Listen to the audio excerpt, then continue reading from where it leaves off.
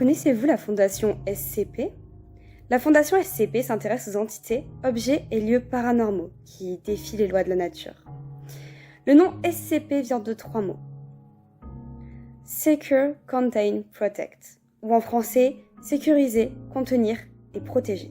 Le rôle de la fondation est d'abord de sécuriser les anomalies, afin d'éviter qu'elles ne tombent entre de mauvaises mains, les mains d'organisations civiles ou adverses. Leur rôle est aussi de les contenir. Tant qu'une entité SCP n'est pas confinée, l'espèce humaine est en danger, ou au moins la perception de la réalité est en danger. La Fondation garde secret l'existence de ces SCP, afin de ne pas terroriser les populations, et de garantir aux humains une vie normale. Enfin, la Fondation doit protéger l'humanité, allant jusqu'à détruire ou neutraliser une anomalie si elle devient trop dangereuse, lorsque cela est possible. Chaque SCP est d'abord classé par son niveau de confinement. Les objets de classe sûre sont des anomalies qui sont assez bien comprises pour être confinées sans aucun risque, et de façon permanente. Ou alors des anomalies qui sont dotées de propriétés qui ne s'activent qu'en réponse à des conditions très particulières, ou à une action extérieure intentionnelle. Cela ne signifie pas qu'elles ne sont pas dangereuses pour autant. Les objets de classe Euclide sont des anomalies qui sont soit peu comprises, soit intrinsèquement imprévisibles, de telle sorte qu'un confinement précis est nécessaire pour en bloquer les effets. Euclide est donc la classe intermédiaire qui désigne un objet qui est susceptible de rompre le confinement, mais normalement incapable de le faire si des procédures efficaces sont établies. Il faut évidemment que ces procédures soient respectées à la lettre. Les objets de classe Keter sont des anomalies dont le confinement nécessite des procédures avancées et complexes, ou alors qui ne peuvent pas être confinées par la Fondation avec ses connaissances actuelles. Ces anomalies sont généralement considérées comme les plus problématiques, à cause du danger qu'elles représentent pour les populations. Mais elles sont aussi problématiques pour le maintien du secret autour du monde anormal. La dernière classe d'objets se nomme la classe Thomiel. Ce sont des anomalies hautement secrètes et extrêmement rares qui sont utilisées par la Fondation pour confiner d'autres anomalies, ou alors en contrer les effets.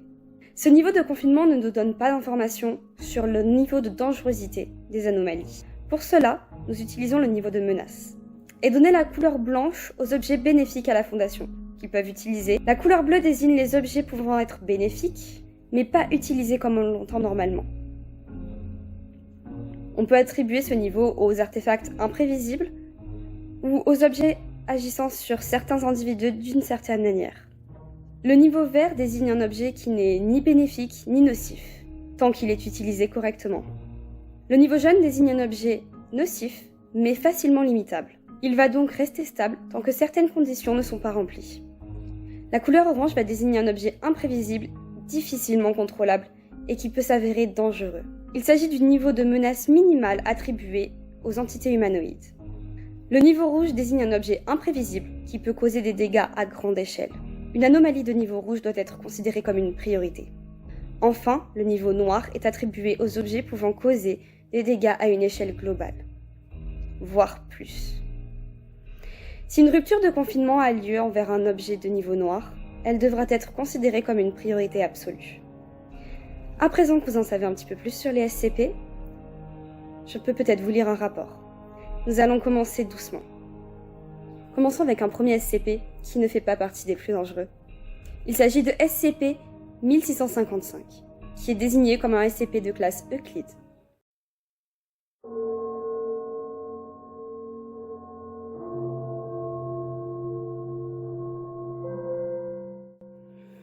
SCP-1655 doit être gardé dans une boîte en plexiglas de dimension 5 cm par 5 cm par 5 cm. Toute manipulation de SCP-1655 nécessitant l'ouverture de la boîte doit être effectuée par un personnel de classe D. SCP-1655 est une petite arachnide de l'ordre Ixodida, à l'apparence très proche de celle de la tique ordinaire. SCP-1655 fut trouvé implanté sur la nuque de un patient dans l'asile pour les fous criminels par le docteur. Le spécimen est extrêmement agressif et essaiera de s'implanter et de mordre n'importe quel mammifère avec lequel il entre en contact. Si le spécimen réussit à mordre quelqu'un, le phénomène suivant se produira. Tout être vivant extérieur pour lequel le sujet affecté portait un quelconque degré d'affection perdra immédiatement tout souvenir du sujet, ainsi que de son existence, et ne pourra pas acquérir de nouveaux souvenirs le concernant. Ces derniers ne seront pas capables de percevoir le sujet d'une quelconque façon. Tout contact physique avec le sujet causera un léger malaise et dégoût. Ce malaise augmentera en intensité avec la durée du contact. Si le sujet commence à ressentir de l'affection pour un quelconque autre être vivant, celui-ci sera aussi affecté.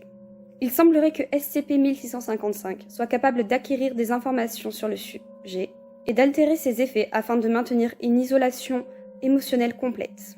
Le sujet ignorera l'existence de SCP-1655. Ces effets semblent être permanents et ce, même si SCP-1655 est extrait de sa victime. Les êtres envers qui le sujet ne porte aucune affection ne sont pas affectés. Il est supposé que SCP-1655 garde un lien mental avec ses victimes et qu'il se nourrisse des émotions négatives que les effets de sa morsure leur ont procurées.